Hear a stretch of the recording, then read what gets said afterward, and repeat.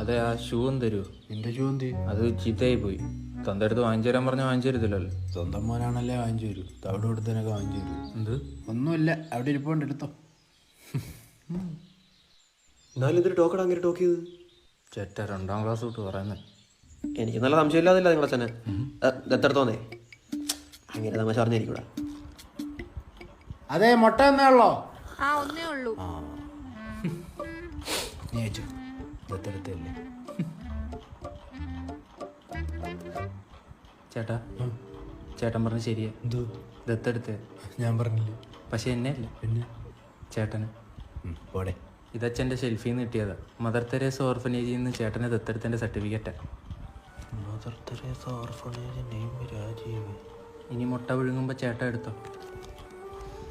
ചേട്ടൻ